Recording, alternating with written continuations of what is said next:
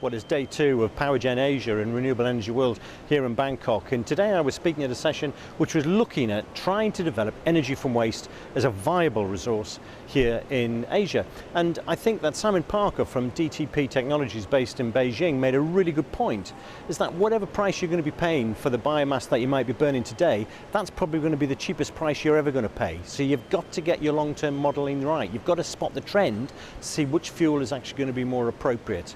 You ask anybody who actually built a plant that was dependent upon burning rice husks as its fuel, where the price of rice husks has gone up by 500% in the last few years.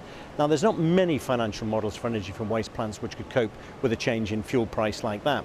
So Simon was right. You've got to be sure you've got your long-term financial modelling done correctly. You've got to make sure you've spotted the trend to ensure that at least the cost of your fuel is going to remain fairly stable in the long term. Otherwise, you don't have a project. And of course, I was here to talk about the other reason why you may not have a project, or certainly your project could be delayed substantially at the costs of several hundreds of thousands of US dollars. And that's to do with creating the right kind of environment to allow public acceptance of renewable technologies, and in particular energy from waste. And of course, as soon as you mention the W word and we're dealing with waste, then you get a completely different emotion reaction from the public.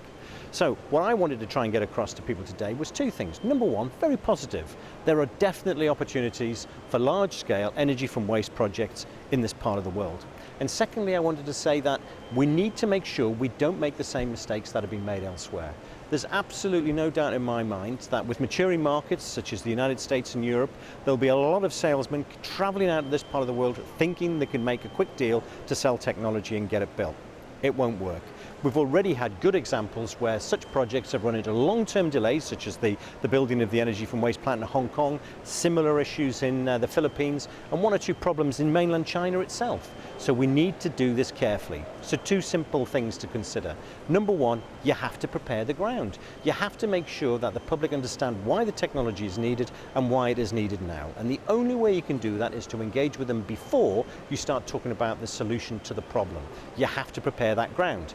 2 points. Number one, you need more renewable energy. Ever increasing demands for energy in this part of the world, this can satisfy that problem.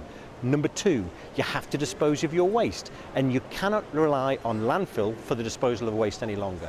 You have a good fuel there which could be burned to generate energy, and it's a much safer way of disposing it by putting in energy from waste plants. But unless you've gone with the public to help them to understand that issue, the public will resist the developments going forward. And I want to make sure we don't see that happening in this part of the world, because we don't want to waste time and we don't want to waste money. Now, I'm going to go back into the conference. There's a couple more sessions I need to see, and then I'll come back to you with an overall summary.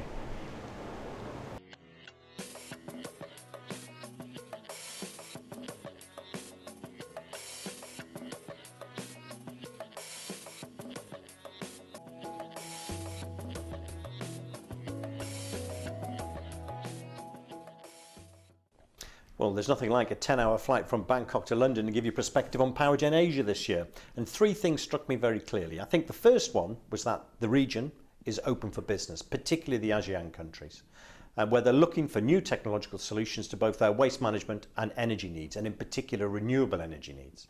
The second thing was that there was no question of it, there was an awful lot of snake oil salesmen out there. People arguing that their technology was appropriate for almost any application, which we know isn't true. But you know what? The governments in the region know it's not true as well. They know what they're looking for. And the third thing was clearly we could have a role to help in the delivery of some of these projects. There is no question there's a need for enhanced engagement with communities and the public about why this technology is needed and the benefits that it would bring. So please like and subscribe, and we'll be producing a new video soon which will go online in the next few weeks. Thank you.